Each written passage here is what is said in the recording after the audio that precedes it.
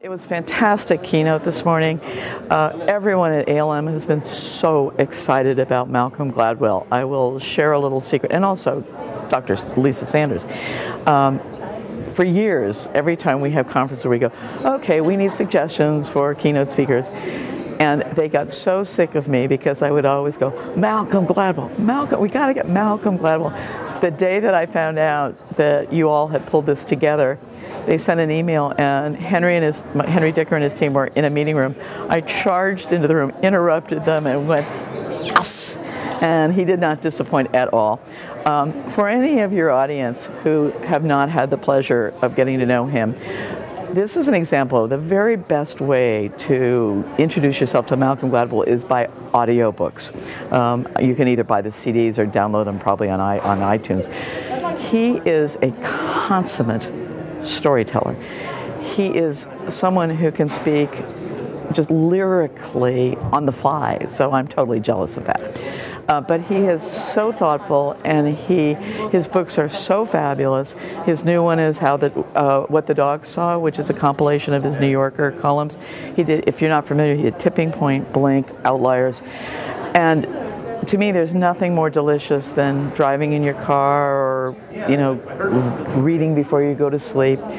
And the ideas that he presents and how he ties all these disparate things together is just magical. So I was beyond thrilled. I was also thrilled because my favorite part of the Sunday New York Times is when Dr. Lisa Sanders has a diagnosis. And I come from a family that has a lot of doctors and a lot of medical practitioners.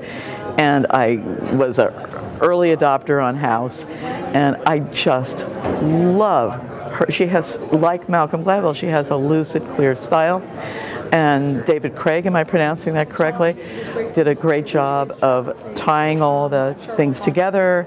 And the three of them both brought, and he has his expertise from all his years with you, with West and the Thomson Reuters and your organization. And your organization, as we all know, is in the throes of dealing, how do we process information and make it accessible. So there are three wonderful resources that all came from a slightly different perspective, and I could have sat here for 3 hours.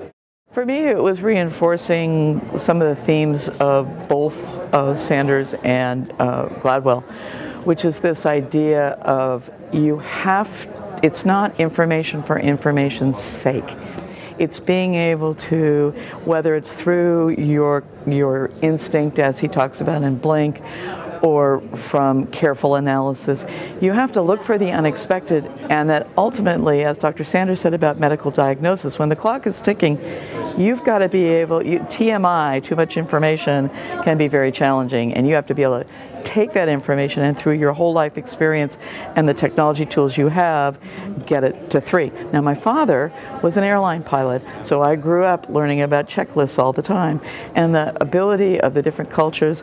I keep my orthopedic surgeon in boats, I'm sure, and it always fascinates me to see how he uses checklists. So I like the point about how different cultures have different attitudes toward checklists. There was a lot of discussion about e-discovery and the fact that sometimes the lawyers are kind of reticent to that type, but we're seeing it come through in e-discovery. So being open to new ways of doing things and being open, and the final point I would make is he was telling us about how, Malcolm Gladwell was telling us about how one of the things he tries to do is to always be open to the unstructured search, if you would. And I remember years ago, one of my journalism teachers taught me, if you take a newspaper that's 10 years old, it's usually not what was on the front page that proves to be really the monumental. It might be some small one-paragraph item in the business section.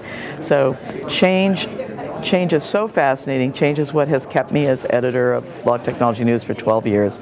And change management is so challenging. And that's why I find all three of these folks just tremendous speakers, because it's all helping us understand and cope with.